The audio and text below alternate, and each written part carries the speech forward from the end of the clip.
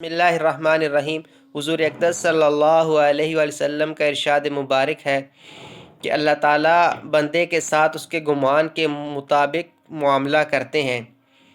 یعنی جب بندہ اللہ تعالیٰ کو یاد کرتا ہے تو اللہ تعالیٰ بندے کے ساتھ ہوتے ہیں،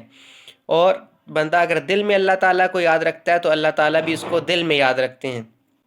اور اگر وہ اللہ تعالیٰ کو کسی مجمع میں یاد کرے، اللہ تعالیٰ کی بڑائی عظمت کو کسی مجمع کے اندر بیان کرے تو اللہ تعالیٰ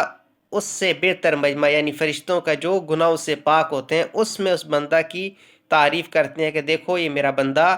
میری عظمت اور بڑائی کو بیان کر رہا ہے۔ اور اگر بندہ اللہ تعالیٰ کی طرف ایک بالش متوجہ ہوتا ہے تو اللہ تعالیٰ کی رحمت ایک ہاتھ اس کی طرف متوجہ ہوتی ہے، اور اگر وہ اللہ تعالیٰ کی طرف ایک ہاتھ متوجہ ہوتا ہے تو اللہ تعالیٰ اس کی طرف دو ہاتھ متوجہ ہوتے ہیں،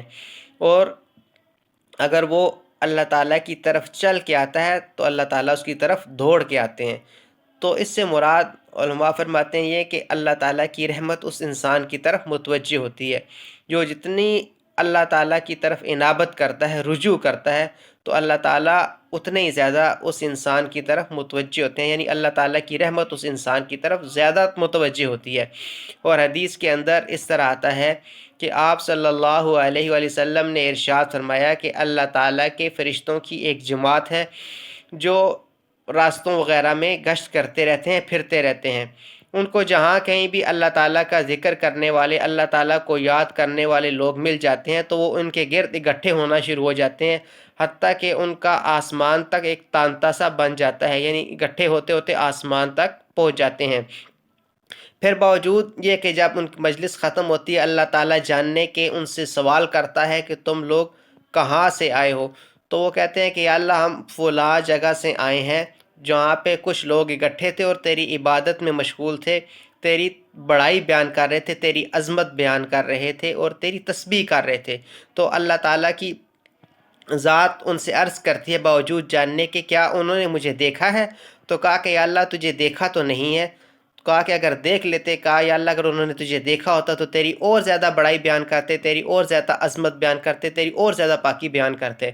پھر اللہ تعالیٰ ان سے سوال کرتے ہیں کہ وہ کیا چاہتے ہیں؟ کہا یا اللہ وہ جنت کو چاہنے والے ہیں، جنت کا سوال کرنے والے ہیں۔ تو اللہ تعالیٰ کی ذات ان کو ارشاد فرماتی ہے کیا انہوں نے جنت کو دیکھا ہے؟ کہا یا اللہ دیکھا تو نہیں ہے۔ کہا اگر دیکھ لیتے تو کہا یا اللہ اور زیادہ تیری عبادت کرتے، تیری تسبیح بیان کرتے، تیری پاکی بیان کرتے۔ تو پھر اللہ تعالیٰ ان سے سوال کرتے ہیں کہ وہ کس چیز سے پناہ مانگ رہے تھے؟ کہا یا اللہ وہ جہنم سے پناہ مانگ رہے تھے۔ کہا انہوں نے جہنم کو دیکھا ہے؟ کہا یا اللہ دیکھا تو نہیں ہے۔ کہا اگر دیکھ لیتے جہنم کو تو جہنم سے اور زیادہ پناہ مانگتے اور زیادہ اس سے ڈرتے۔ تو پھر اللہ تعالیٰ ان فرشتوں کو کہتے ہیں کہ تم گواہ رہنا میں نے ان سب کی بخشش کر دی ہے، وہ جتنے بھی بیٹھے ہوئے میری پاکی بیان کر رہے تھے، عظمت بیان کر رہے تھے، میری تسبیح بیان کر رہے تھے، میں نے ان تمام لوگوں کو بخش دیا۔ تو ایک فرشتہ عرض کرتا ہے کہ یا اللہ اس مجلس میں ایک ایسا بھی شخص تھا جو اپنی کسی ضرورت سے آیا ہوا تھا، وہ ان مجلس والوں کا حصہ نہیں تھا جو تیری پاکی، تعریف اور عظمت کو بیان کر رہے تھے۔ تو اللہ تعالیٰ ارشاد فرماتے ہیں کہ اتنی پاکیزہ اور بابرکت جماعت ہے کہ ان کے ساتھ بیٹھنے والا بھی نامراد نہیں ہوگا، میں نے اس شخص کو بھی بخش دیا، اس کو بھی معاف کر دیا ہے۔ تو اسی طرح حدیث میں آتا ہے کہ ایک دفعہ حضرت معاویہ رضی اللہ عنہ صحابہ اکرام کی ایک جماعت کے پاس سے گزرے جو بیٹھے ہوئے اللہ تعالیٰ کی تسبیح بیان کر رہے تھے، تعریف بیان کر رہے تھے۔ تو انہوں نے ان سے پوچھا کہ تم لوگ کیا کر رہے ہو؟ انہوں نے کہا ہم اللہ تعالیٰ کی پاکی، عظمت، اللہ تعالیٰ کی دین کے احکامات جو ہیں ان کو گر رہے ہیں، اور اللہ تعالیٰ نے جو ہمارے اوپر احسان کیا ہے دین کی برکت کا، ہم اس احسان کو اللہ تعالیٰ اس احسان کے اوپر اللہ کا شکر ادا کر رہے ہیں۔ تو انہوں نے کہا کیا تم اللہ کی قسم اسی کام کے لیے صرف بیٹھے ہوئے ہو؟ تو انہوں نے کہا ہاں اللہ کی قسم ہم صرف اللہ تعالیٰ کے دین کے جو احکامات ہیں ان کے اوپر غور و تدبر کر رہے ہیں، اللہ کی پاکی بیان کر رہے ہیں، اللہ کی تعریف کر رہے ہیں۔ تو انہوں نے کہا کہ میں نے تمہیں کسی الزام یا تہمت کی وجہ سے ایسا کر کے نہیں پوچھا کہ شاید تم ایسا نہیں کر رہے ہو، بلکہ ایک دفعہ حضور اقدس صلی اللہ علیہ وآلہ وسلم بھی ایک جماعت کے اوپر سے گزرے جو اسی طرح بیٹھے اللہ کی پاکی، اللہ کی تعریف بیان کر رہی تھی اور اس بات کے اوپر اللہ کا شکر ادا کر رہی تھی کہ اللہ نے ہم کو ہدایت دیا۔ تو آپ صلی اللہ علیہ وآلہ وسلم نے ان سے قسم دے کے پوچھا کہ کیا تم صرف اسی کام کے لیے بیٹھے ہو؟ تو انہوں نے کہا کہ ہاں ہم اللہ کی قسم صرف اسی کام کے لیے بیٹھے ہیں کہ ہم اللہ تعالیٰ کی اس نعمت کا شکر کر رہے ہیں کہ اللہ تعالیٰ نے ہم کو ہدایت دی، ہم اللہ تعالیٰ کی تسبیح اور اللہ تعالیٰ کی پاکی بیان کر رہے ہیں۔